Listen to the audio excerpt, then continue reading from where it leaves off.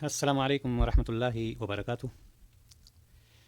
الحمدللہ الحمدللہ رب العالمین والصلاة والسلام علی خاتم الانبیاء والمرسلین وعلی آلہ واصحابہ ومن تبعہم بإحسان الی یوم الدین، اما بعد۔ اعوذ باللہ من الشیطان الرجیم، بسم اللہ الرحمن الرحیم۔ لقد کان لکم فی رسول اللہ اسوۃ حسنہ لمن کان یرجو اللہ والیوم الآخر وذکر اللہ کثیرا۔ تمام قسم کی حمد و ثنا، تعریف و توصیف اس اللہ رب العزت کے لیے جس نے ہم سبوں کو پیدا فرمایا، اور اس کے بعد نبی کریم صلی اللہ علیہ وسلم پر درود و سلام۔ محترم حضرات و خواتین، میں نے آپ کے سامنے سورۃ الاحزاب کی ایک آیت ابھی تلاوت کی ہے، جس میں اللہ تبارک و تعالیٰ فرماتا ہے، یقیناً تمہارے لیے رسول اللہ صلی اللہ علیہ وسلم میں عمدہ نمونہ ہے، یعنی اسوہ موجود ہے ہر اس شخص کے لیے جو اللہ تعالیٰ کی اور قیامت کے دن کی توقع رکھتا ہے اور زیادہ سے زیادہ اللہ تعالیٰ کی یاد کرتا ہے۔ اللہ تبارک و تعالیٰ نے اس آیت کریمہ میں یہ بتلایا کہ نبی کریم صلی اللہ علیہ وسلم کی زندگی ہمارے اور آپ کے لیے اسوہ ہے، نمونہ ہے، آئیڈیل ہے۔ سوال یہاں پر یہ پیدا ہوتا ہے کہ نبی کریم صلی اللہ علیہ وسلم کا اسوہ کون اپنائے گا؟ آپ صلی اللہ علیہ وسلم کی اسوہ کے مطابق کون زندگی گزارے گا؟ یقیناً وہ شخص ہوگا جو آخرت میں اللہ تعالیٰ کی ملاقات پر یقین رکھتا ہے، جس کو یہ پتہ ہے کہ مرنے کے بعد ہمیں اللہ تعالیٰ کے سامنے حاضر ہونا ہے، اللہ تعالیٰ سے ملاقات کرنی ہے، اللہ تعالیٰ کے سوالوں کے جواب دینے ہیں۔ وہی اللہ کے رسول صلی اللہ علیہ وسلم کے اسوہ کو اپنائے گا۔ اور اسی طرح سے وہ شخص جو زیادہ سے زیادہ کثرت کے ساتھ اللہ تعالیٰ کا ذکر کرتا ہے، اللہ تعالیٰ کو یاد کرتا ہے، ایسا شخص نبی کریم صلی اللہ علیہ وسلم کا اسوہ اپنائے گا۔ جب نبی کریم صلی اللہ علیہ وسلم کے اسوہ کی بات آتی ہے تو ہمیں اور آپ کو یہ معلوم ہونا چاہیے کہ نبی کریم صلی اللہ علیہ وسلم کے اسوہ میں سے کسی کی زیارت کرنا بھی شامل ہے، کسی سے ملنے جانا بھی شامل ہے، کسی کی عیادت کرنا بھی شامل ہے۔ یہ زیارت کون کرے گا؟ کسی کی جو نبی کریم صلی اللہ علیہ وسلم کے اسوہ کو اپنائے گا، جو نبی کریم صلی اللہ علیہ وسلم کی سنت کو سمجھتا ہے اور اس کو اپنانے کی کوشش کرتا ہے۔ ہمیں معلوم ہونا چاہیے کہ اسلام میں زیارت فی اللہ کی بہت ہی زیادہ اہمیت اور فضیلت ہے۔ زیارت فی اللہ کا مطلب کیا ہوتا ہے؟ زیارت فی اللہ کا مطلب ابھی انشاءاللہ تعالی میں آگے سمجھاتا ہوں۔ اسی طرح سے اللہ کی طرف سے زیارت کرنے والے پر بے شمار نیکیاں اور ثواب متعین ہیں۔ ایسے شخص کے لیے بے شمار نیکیاں متعین کر دی گئی ہیں اللہ تبارک و تعالیٰ کی طرف سے، اور جو شخص یہ عمل کرتا ہے، نبی کریم صلی اللہ علیہ وسلم کی اس اسوہ پر عمل کرتا ہے، یعنی کسی کی زیارت کرنے کے لیے جاتا ہے، زیارت فی اللہ کے لیے جاتا ہے، تو نبی اللہ تبارک و تعالیٰ نے اس کے لیے بے شمار نیکیاں متعین کر رکھی ہیں، ثواب متعین کر رکھے ہیں۔ زیارت فی اللہ کہتے کس کو ہیں؟ زیارت فی اللہ کا مطلب یہ ہے کہ انسان بغیر کسی دنیاوی مفاد اور مقصد کے صرف اللہ تعالیٰ کی رضا کے لیے کسی کی زیارت کرے۔ کسی کی زیارت کا مطلب، کسی کو فون کرنے کا مطلب، کسی کا حال چال لینے کا مطلب یہ نہ ہو کہ اس کی کوئی اپنی ضرورت ہو، کوئی غرض ہو، کوئی مقصد ہو۔ اس کو زیارت فی اللہ نہیں کہتے ہیں۔ زیارت فی اللہ کا مطلب یہ ہوتا ہے کہ اس کا اپنا کوئی دنیاوی مقصد نہیں ہے، صرف اللہ تعالیٰ کی رضا اور خوشنودی کے لیے وہ اپنے بھائی، اپنے دوست، اپنے ملنے والے یا کسی کی وہ زیارت کرتا ہے۔ زیارت کرنے والے کے لیے نبی کریم صلی اللہ علیہ وسلم نے خوشخبری سنائی ہے کہ نبی کریم صلی اللہ علیہ وسلم نے فرمایا کہ ایسے شخص کے لیے خوشخبری ہے جو دوسرے لوگوں کی اللہ تعالیٰ کی رضا کے لیے زیارت کرنے جاتے ہیں۔ پہلے خوشخبری کیا چیز ہے؟ اللہ کی جانب سے اسے مبارکبادی دی جاتی ہے۔ قربان جائیے، وہ شخص جو کسی کی زیارت کرنے کے لیے گیا ہے، اللہ تبارک و تعالیٰ کی جانب سے اسے مبارکبادی دی جاتی ہے، ساتھ ہی ساتھ اس کے لیے، زیارت کرنے والے کے لیے جنت میں گھر تیار کر دیا جاتا ہے اللہ تبارک و تعالیٰ کی طرف سے۔ اور اللہ تعالیٰ ایسے بندے سے محبت کرتا ہے۔ جو شخص اللہ کی رضا کی خاطر کسی کی زیارت کرنے کے لیے جاتا ہے تو اللہ تبارک و تعالیٰ ایسے بندے سے محبت کرنا شروع کر دیتا ہے، یعنی ایسے بندے سے اللہ تبارک و تعالیٰ محبت کرتا ہے۔ اللہ تعالیٰ کی محبت کا آپ اندازہ لگائیں کہ اللہ تعالیٰ کس طرح سے محبت کرتا ہے۔ اس محبت کا اگر آپ کو اندازہ لگانا ہے تو آپ صحیح مسلم کی ایک روایت جس میں نبی کریم صلی اللہ علیہ وسلم نے ارشاد فرمایا، حضرت ابو ہریرہ رضی اللہ تعالیٰ عنہ اس کے راوی ہیں، کہتے ہیں ان رجلا زار اخا له في قرية اخرى، ایک آدمی کسی دوسری بستی کی طرف اپنے کسی بھائی کی زیارت کرنے کے لیے نکلا۔ آپ دیکھیں، اس زیارت کرنے والے کے لیے جو اللہ تعالیٰ کی رضا کی خاطر اپنے کسی بھائی کی زیارت کرنے جاتا ہے، اللہ تبارک و تعالیٰ اس سے محبت کیسے کرتا ہے، اللہ تبارک و تعالیٰ اس کی حفاظت کیسے کرتا ہے، اللہ تبارک و تعالیٰ اس کو اپنے قریب کیسے کر لیتا ہے۔ تو نبی کریم صلی اللہ علیہ وسلم نے فرمایا ان رجلا زار اخا له فی قریۃ اخری، ایک شخص ایک بستی سے دوسری بستی کی طرف اپنے کسی بھائی کی زیارت کرنے کے لیے نکلا، فارسل اللہ له علی مدرجته ملکا، تو اللہ تبارک و تعالیٰ نے اس کے راستے میں اس زیارت کرنے والے کی حفاظت کے لیے ایک فرشتہ بٹھا دیتا ہے۔ اللہ تبارک و تعالیٰ نے ایک فرشتے کو بٹھا دیا کہ اپنے گھر سے نکل کر کے اپنے فلاں کی زیارت کے لیے جا رہا ہے، اس کو راستے میں کسی طرح کی تکلیف نہ ہو، کوئی نقصان نہ ہو، کوئی حادثہ نہ ہو۔ اس طرح سے اللہ تبارک و تعالیٰ اس کے لیے، اس زیارت کرنے والے کے لیے راستے میں ایک فرشتے کو بٹھا دیا۔ فلما اتی علیہ قال این ترید، جب وہ شخص جو اپنے گھر سے نکلا تھا اس کے پاس سے گزرا، یعنی فرشتے کے پاس سے گزرا، تو فرشتے نے کہا این ترید، تم کہاں جا رہے ہو، کہاں کا تمہارا ارادہ ہے؟ قال، اس شخص نے کہا، کیا کہا؟ اريد اخا لی فی هذه القریہ، کہا میرا ایک بھائی ہے۔ کیا کہا؟ اس نے کہا اس بستی میں میرا ایک بھائی رہتا ہے، اس کے پاس جا رہا ہوں، اس سے ملنے کے لیے جا رہا ہوں۔ تو فرشتہ کیا کہتا ہے اس سے؟ قال هل لك عليه من نعمة تربها، فرشتے نے پوچھا کیا اس کا تم پر کوئی احسان ہے، تمہارے ساتھ کوئی اس نے احسان کیا ہے، اس نے تمہارے کسی پریشانی میں کوئی ہاتھ بٹایا ہے؟ کس لیے جا رہے ہو؟ جس کا بدلہ اتارنے کے لیے جا رہے ہو؟ کیا اس کا تمہارے اوپر کوئی احسان ہے؟ سوچئے کس طرح سے فرشتہ اس سے پوچھتا ہے کیا تمہارے اوپر اس کا کچھ احسان ہے، کیسے جا رہے ہو اپنے بھائی کی زیارت کے لیے؟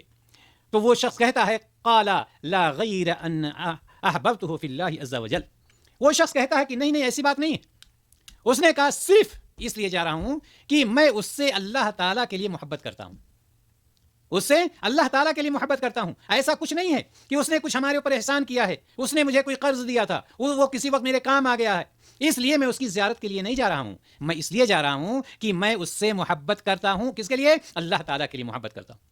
تو فرشتہ اس کو کیا کہتا ہے؟ فرشتہ کہتا ہے قال فإنی رسول اللہ الیک، قربان جائیے، فرشتے نے کہا میں تیری طرف اللہ تعالیٰ کا فرستادہ ہوں اور یہ بتانے کے لیے آیا ہوں، یعنی میں تمہارے پاس، تمہارے لیے یہاں پر اللہ تعالیٰ کی طرف سے بھیجا گیا ہوں اور یہ بتانے کے لیے آیا ہوں بِأَنَّ اللَّهَ قَدْ أَحَبَّكَ كَمَا أَحْبَبْتَهُ فِيكَ، اللہ تعالیٰ بھی تجھ سے محبت کرتا ہے جیسے تو اس سے صرف اللہ تعالیٰ کے لیے محبت کرتا ہے۔ ایک فرشتہ آ کر کے وہ یہ خوشخبری سنا رہا ہے کہ تم فلاں بندے سے کسی مقصد کے لیے نہیں، اس کے کسی احسان کی وجہ سے نہیں، اس کے کسی دباؤ میں آ کر نہیں، مستقبل میں کسی فائدے کے لیے نہیں، کسی خاص غرض کے لیے نہیں، صرف تم اللہ تعالیٰ کی محبت کے لیے اس کی زیارت کرنے کے لیے جا رہے ہو، تو میں تمہیں بتلانے کے لیے یہاں پر بیٹھا ہوں کہ اللہ تعالیٰ بھی تم سے محبت کرتا ہے، تو اس سے صرف اللہ تعالیٰ کے لیے محبت ہونی چاہیے۔ یعنی یہ کہ اگر کوئی شخص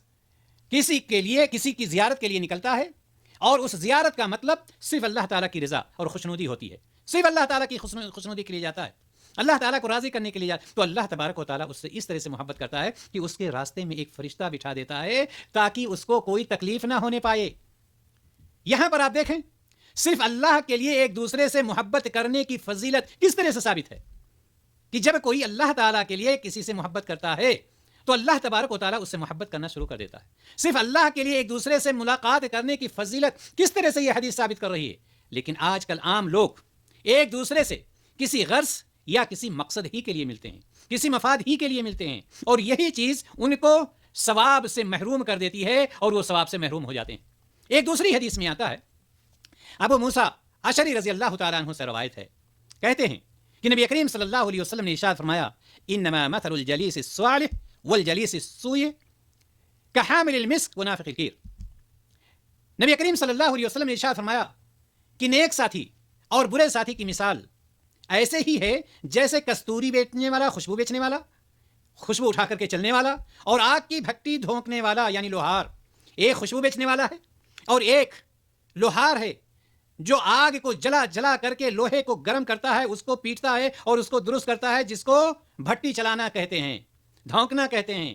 نبی کریم صلی اللہ علیہ وسلم نے فرمایا نیک ساتھی اور برے ساتھی کی مثال ایسے ہی ہے۔ نیک ساتھی کیسے ہوتا ہے؟ فحامل المسک، کستوری اٹھانے والا، خوشبو بیچنے والا، یا تو آپ کو وہ خوشبو ہدیہ دے گا، یا تو آپ اس سے خود خرید لیں گے، وَإِمَّا أَن تَبْتَاعَ مِنْهُ، یا آپ اس سے خود خرید لیں گے، وَإِمَّا أَن تَجِدَ مِنْهُ رِيحًا طَيِّبَةً۔ نبی کریم صلی اللہ علیہ وسلم نے فرمایا یا تو آپ کو خوشبو بیچنے والے کے ساتھ اگر آپ جاتے ہیں، خوشبو اٹھا کر چلنے والے کے ساتھ آپ رہتے ہیں، تو یا تو آپ کو خوشبو ہدیہ کر دے یا آپ خوشبو خرید لیں گے، اور اگر دونوں میں سے کوئی چیز نہیں ہوتی ہے تو کم از کم جب تک آپ اس خوشبو بیچنے والے کے ساتھ رہیں گے تو آپ اس سے پاکیزہ خوشبو پاتے رہیں گے، اچھی خوشبو پاتے رہیں گے، جبکہ اس کے برعکس، اس کے اپوزٹ، وہ نافخ الکیر اما ان یحرق ثیابک، اور بھٹی ڈھونکنے والا یا بھٹی چلانے والا یا لوہار، جب لوہار کے پاس بیٹھیں گے جہاں پر وہ اپنی بھٹی چلا رہا ہے، تو یا تو وہ آپ کے کپڑے کو جلا دے گا، چونکہ اس سے شرارے اڑتے ہیں، دھوئیں اڑتے ہیں، اور شرارے اس طرح سے اڑتے ہیں ذرات کی شکل میں کہ جہاں پر کپڑے پر پڑتے ہیں وہ کپڑے کو جلا دیتے ہیں۔ تو نبی کریم صلی اللہ علیہ وسلم نے فرمایا وَنَافِخُ الْكِيرِ إِمَّا أَن يُحْرِقَ ثِيَابَكَ، یا تو بھٹی ڈھونکنے والا اگر آپ اس کے پاس بیٹھے ہوئے ہیں تو یا تو آپ کے کپڑے کو جلا دے گا، وَإِمَّا أَن تَجِدَ رِيحًا خَبِيثًا، اور یا پھر تو اس سے بدبو پائیں گے آپ، یعنی آپ کو دھوئیں سے خوشبو نہیں آئے گی، اس سے آپ کو بدبو آئے گی جس سے آپ کی طبیعت خراب ہو سکتی ہے، آپ پریشان ہو سکتے ہیں۔ تو یہاں پر نیکیوں کی صحبت، نیک لوگوں کی صحبت اختیار کرنے اور برے لوگوں کی ہم نشینے سے بچنے کی تلقین کی گئی ہے کہ آپ ایسے لوگوں کے سے دوستی کریں، ایسے لوگوں کے ساتھ رہیں، ایسے لوگوں سے اپنا رابطہ بڑھائیں جو نیک لوگ ہیں۔ نیک لوگوں کے ساتھ رہیں گے آپ کو نقصان نہیں ہو سکتا ہے، ہمیشہ کہیں نہ کہیں آپ کو ان سے فائدہ ہی ملے گا، جس طرح سے خوشبو بیچنے والی کی مثال نبی کریم صلی اللہ علیہ وسلم نے دی۔ لیکن اگر آپ برے لوگوں کے ساتھ رہتے ہیں، چاہے وہ مرد ہوں چاہے وہ عورتیں ہوں، تو وہاں پر آپ بھلائی کی امید نہیں کر سکتے ہیں، ہمیشہ وہاں پر دھوکہ ہی دھوکہ رہے گا۔ جس طرح سے لوہار کی مثال، بھٹی ڈھونکنے والے کی مثال نبی کریم صلی اللہ علیہ وسلم نے اس حدیث میں دی کہ یا تو وہ آپ کے کپڑے کو جلا دے گا، چونکہ جب وہ آگ کو تیز کرتا ہے اس سے شرارے اڑتے ہیں، تو جہاں پر شرارے ہیں وہاں خوشبو نہیں آ سکتی ہے، وہاں پر آگ کے شرارے ہوں گے جو آپ کے کپڑے کو جلائیں گے، نقصان پہنچائیں گے، اور اگر آپ کا کپڑا بچ گیا تو اس کے دھوئیں سے آپ نہیں بچ سکتے ہیں، جس سے آپ کو بدبو آئے گی اور آپ پریشان ہو جائیں گے۔ محترم حضرات و خواتین، میں یہاں پر یہ بتلا رہا ہوں کہ نبی کریم صلی اللہ علیہ وسلم کے اسوہ میں سے، نبی کریم صلی اللہ علیہ وسلم کے اسوہ میں سے ایک اسوہ ہے ایک دوسرے کی زیارت کرنا، اور زیارت کیسی ہونی چاہیے؟ زیارت فی اللہ ہونی چاہیے، یعنی اللہ تعالیٰ کی رضا اور خوشنودی کے لیے زیارت ہونی چاہیے۔ آئیے دیکھیں نبی کریم صلی اللہ علیہ وسلم کی جبریل امین سے ملاقات کا شوق کیسے تھا، کس طرح سے آپ جبریل امین سے ملاقات کرنا چاہتے تھے۔ اس کے لیے بھی نبی کریم صلی اللہ علیہ وسلم کی حدیث موجود ہے، بخاری کی روایت، ابن عباس رضی اللہ تعالی عنہما کہتے ہیں قال رسول اللہ صلی اللہ علیہ وسلم لجبریل ما يمنعك ان تزورنا اکثر مما تزورنا۔ نبی کریم صلی اللہ علیہ وسلم نے جبریل امین سے کہا کہ جتنا تم مجھ سے اب ملتے ہو اس سے زیادہ ملنے میں تمہارے لیے کیا رکاوٹ ہے؟ یعنی جبریل امین وحی لے کر کے آتے تھے، نبی کریم صلی اللہ علیہ وسلم سے ملاقات ہوتی تھی، آپ صلی اللہ علیہ وسلم جبریل امین سے کہہ رہے ہیں کہ جتنے بار آپ آ رہے ہو اس سے زیادہ اگر آیا جایا کرو تو کیا چیز رکاوٹ بنتی ہے؟ یہ چیز کیا ہے؟ ملاقات کا شوق۔ جبریل امین سے ملاقات کرنا چاہتے، کیوں ملاقات کرنا چاہتے؟ آگے اللہ کے حدیث آتی ہے فنزلت وما نتنزل الا بامر ربک له ما بین ایدینا وما خلفنا، رواہ البخاری۔ تو یہ آیت نازل ہوئی، کون سی؟ یہ وما نتنزل، یعنی یہ کہ ہم تمہارے رب کے حکم ہی سے اترتے ہیں۔ جبریل امین نے کیا کہا؟ ہم اپنے آپ نہیں آتے ہیں، جب تمہارا رب حکم دیتا ہے تب ہم نازل ہوتے ہیں، جتنا وہ چاہتا ہے اور جب چاہتا ہے اس کے لیے ہے جو ہمارے پیچھے ہے اور جو اس کے درمیان ہے۔ سورہ مریم میں یہ آیت موجود ہے۔ یہاں پر نبی کریم صلی اللہ علیہ وسلم کے جبریل سے ملاقات، یعنی آپ صلی اللہ علیہ وسلم کو شوق ہوا کہ جبریل امین سے ملاقات کریں اور اس علم کے حصول کے شوق کا بیان۔ ظاہر سی بات ہے جب جبریل امین آتے تھے تو کوئی علم لے کر آتے تھے، کوئی علم دیتے تھے جو وحی کے ذریعے سے آپ صلی اللہ علیہ وسلم پر نازل ہوتا تھا۔ لیکن یہاں پر جو اصل بات ہے ملاقات کا شوق، نبی کریم صلی اللہ علیہ وسلم کہہ کے ملاقات کا شوق جبریل امین سے معلوم یہ ہوا کہ زیارت کی بہت اہمیت اور فضیلت ہے، زیارت کی بہت ہے، بس شرط کیا ہے؟ یہ زیارت اللہ تعالیٰ کی رضا کے لیے ہونی چاہیے، خوشنودی کے لیے ہونی چاہیے۔ اسی طرح سے آپ اگر دیکھیں گے شیخین کو کہ شیخین کے عمل سے زیارت صالحین کا ثبوت ملتا ہے۔ شیخین سے مراد حضرت ابو بکر اور حضرت عمر رضی اللہ تعالی عنہما۔ ان کی حدیث سے بھی ثابت ہوتا ہے، ان کے عمل سے بھی ثابت ہوتا ہے کہ زیارت کرنا سنت ہے، زیارت کرنی چاہیے۔ نبی کریم صلی اللہ علیہ وسلم کی وفات کے بعد جب آپ صلی اللہ علیہ وسلم کی وفات ہو گئی تو حضرت ابو بکر نے حضرت عمر سے کہا رضی اللہ تعالی عنہم، چلو حضرت ام ایمن کی زیارت کر کے آئیں۔ جس طرح رسول اللہ صلی اللہ علیہ وسلم ان کی زیارت کے لیے تشریف لے جاتے تھے، صحیح مسلم میں روایت موجود ہے، یعنی ام ایمن کے پاس نبی کریم صلی اللہ علیہ وسلم زیارت کے لیے جاتے تھے۔ تو جب آپ صلی اللہ علیہ وسلم کی وفات ہو گئی تو ابو بکر صدیق رضی اللہ تعالی عنہ نے عمر بن خطاب رضی اللہ تعالی عنہ سے کہا کہ چلو ام ایمن کی زیارت کر کے آتے ہیں، جس طرح سے نبی کریم صلی اللہ علیہ وسلم ام ایمن کی زیارت کے لیے جایا کرتے تھے۔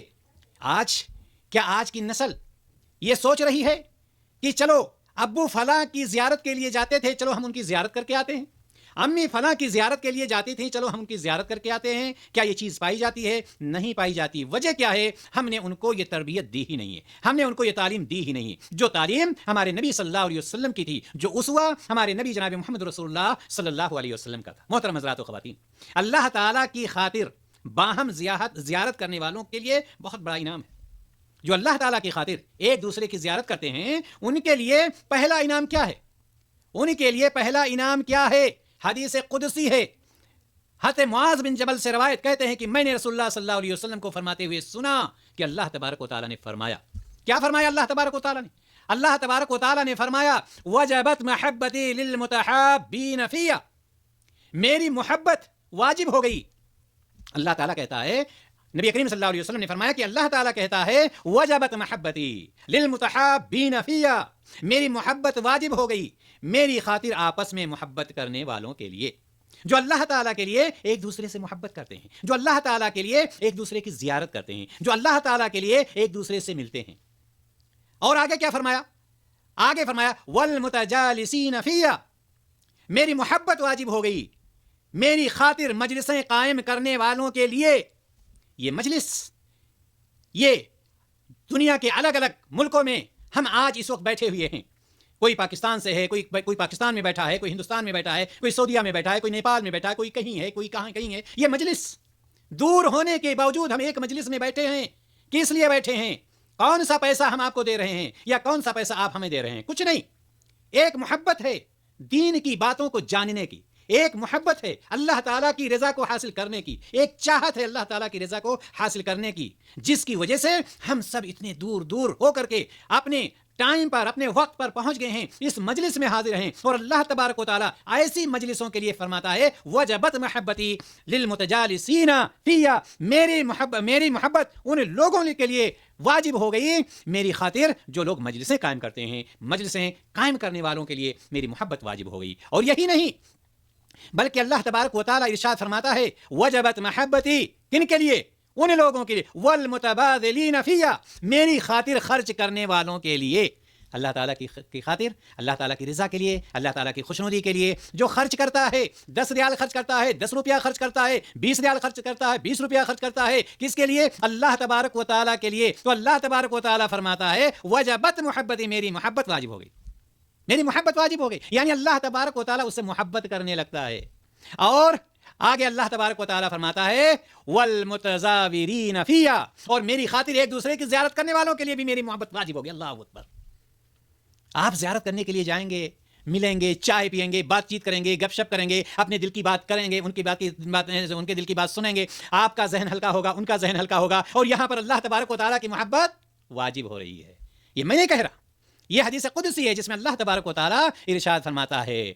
کہنے کا مطلب یہ ہے آج کا ہمارا موضوع کہ زیارت کرنے والوں کی فضیلت نبی کریم صلی اللہ علیہ وسلم کے اسوہ میں سے، نبی کریم صلی اللہ علیہ وسلم کے طریقوں میں سے ایک طریقہ، ایک اسوہ یہ بھی ہے کہ ہم ایک دوسرے کی زیارت کریں، لیکن ہماری زیارت کا مقصد دنیا کی خاطر نہ ہو، ہماری زیارت کا مقصد اللہ تعالیٰ کی رضا ہو، اللہ تعالیٰ کی خوشنودی ہو۔ اگر اس لیے ہم ایک دوسرے کی زیارت کرتے ہیں تو یاد رکھیے ہمارے لیے فائدہ ہی فائدہ ہے۔ اللہ تبارک و تعالیٰ ہمارے لیے جنت میں گھر بناتا ہے، اللہ تعالیٰ ہمیں مبارکبادی دیتا ہے، اللہ تعالیٰ ہم سے محبت کرنے لگتا ہے زیارت کرنے والوں کے لیے، جو زیارت فی اللہ کرتے ہیں، اللہ تعالیٰ کے لیے زیارت کرتے ہیں۔ اسی طرح سے اللہ تعالیٰ کی خاطر ایک دوسرے کی زیارت کرنے والوں کے لیے اور بھی انعام ہے۔ نبی کریم صلی اللہ علیہ وسلم نے، طبرانی کی روایت ہے، حضرت بریدہ رضی اللہ تعالیٰ عنہ سے روایت کہ نبی کریم صلی اللہ علیہ وسلم نے فرمایا جنت کے اندر کئی قیام گاہیں ایسی ہیں جن کی بیرونی زیب و زینت اندر سے اور اندرونی خوبصورتی باہر سے دیکھی جا سکتی ہے. مطلب کیا ہے؟ مطلب یہ ہے کہ کچھ قیام گاہ جنت میں ایسے ایسے گھر، ایسے محل بنائے گئے ہیں، اور اللہ تبارک و تعالیٰ نے اس کو اس طرح سے سنوارا ہے، اس طرح سے اس کو خوبصورت بنایا ہے کہ اندر بیٹھے رہیے، باہر پورا منظر آپ کو دکھائی دے گا. باہر رہیے، اندر کا پورا منظر آپ کو دکھائی دے گا. اس طرح سے اللہ تبارک و تعالیٰ نے خوبصورت منظر وہاں پر. اور آپ جانتی ہیں کہ اللہ تبارک و تعالیٰ نے جو نعمتیں جنت میں تیار کر رکھی ہیں، ایسی نعمت دنیا میں ہم سوچ نہیں سکتے. نہ کسی آنکھ نے دیکھا ہے، نہ کسی کان نے سنا ہے، اور نہ کسی کے دل پر اس کا وہم بھی گزرا ہے کہ ایسی نعمت بھی ہو سکتی ہے. لیکن یہ ہے کس کے لیے؟ یہ قیام گاہ جو اللہ تبارک و تعالیٰ نے جنت میں بنایا ہے، جس کو اندر سے بیٹھ کر کے باہر کا مشاہدہ کیجئے اور باہر بیٹھ کر کے اندر کا یہ ہے کس کے لیے؟ یہ اللہ تعالیٰ نے ان لوگوں کے لیے تیار کر رکھا ہے جو اللہ کی رضا کے لیے ایک دوسرے سے محبت رکھتے ہیں. ایک نمبر، جو اللہ تعالیٰ کی رضا کے لیے، اللہ تعالیٰ کی خوشنودی کے لیے ایک دوسرے سے محبت رکھتے ہیں، یہ ان کے لیے ہے. اسی طرح سے ان لوگوں کے لیے جو ایک دوسرے کی زیارت کرتے ہیں، جو ایک دوسرے کی زیارت کرتے ہیں اور اسی کی خوشنودی کے لیے ایک دوسرے پر خرچ کرتے ہیں، یعنی اللہ تعالیٰ کی خوشنودی کے لیے ایک دوسرے پر خرچ کرتے ہیں. محترم حضرات و خواتین، کہنے کا مطلب یہ ہے کہ زیارت کرنا، ایک دوسرے سے ملنے جانا، یہ نبی کریم صلی اللہ علیہ وسلم کی سنت ہے، نبی کریم صلی اللہ علیہ وسلم کا اسوہ ہے. اللہ تعالیٰ اس کو پسند فرماتا ہے. اللہ تبارک و تعالیٰ نے ایسے لوگوں کے لیے انعامات متعین کر رکھے ہیں. اللہ تعالیٰ ہمیں اپنی خوشنودی اور رضا کی خاطر لوگوں کی زیارت کرنے کی توفیق عطا فرمائے. اقول قولی ھذا واستغفر اللہ لی ولکم.